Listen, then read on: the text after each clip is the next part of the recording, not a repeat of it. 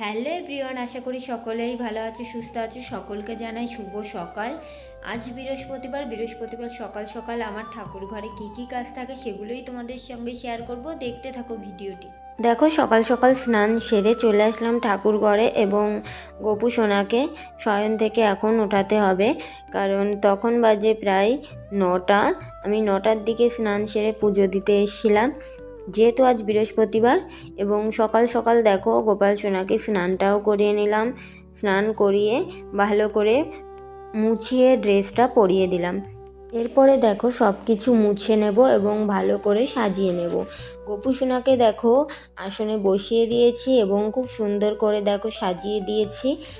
তোমরা কে কে সকাল সকাল পুজো দিচ্ছ অবশ্যই কমেন্ট করে জানিও। আজ যেহেতু বৃহস্পতিবার সেই কারণে ঘরটা ভালো করে মেজে ধুয়ে দেখো আমি সাজিয়ে নিচ্ছি। সাজানোর জন্য নিয়ে নিয়েছি একটা পাকা কলা, তার সঙ্গে একটা পান এবং সুপারি, তার সঙ্গে হরিতকি, সঙ্গে আমের পল্লব।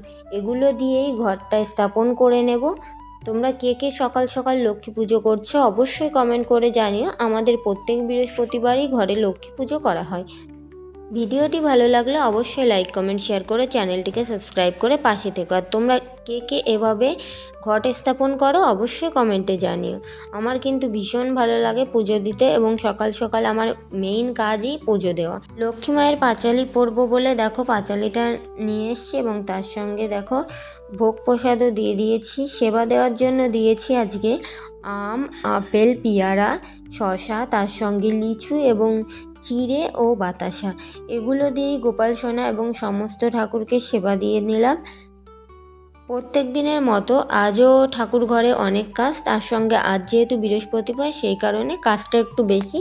আমার প্রায় ঘন্টা 2 লেগে যায় এই ঠাকুর ঘরের সব কিছু সামলাতে। তারপরে দেখো সব কিছু সাজিয়ে নিয়েছি, যদিও আজকে ফুল অনেকটা কম ফুটেছিল। আমি সব কিছু মনের মতন করে সাজিয়ে নিয়ে দেখো পুজোটা দিয়ে নেব।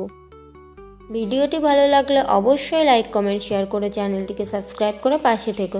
এদিকে সবাইকে সেবা দিয়ে আমি দেখো পুজো দিয়ে কমপ্লিট হয়ে গেলে আবার ঠাকুর ঘরে ঢুকে ঘরটা মুছে নিলাম। আজকের ভিডিওটি এই পর্যন্ত, টাটা।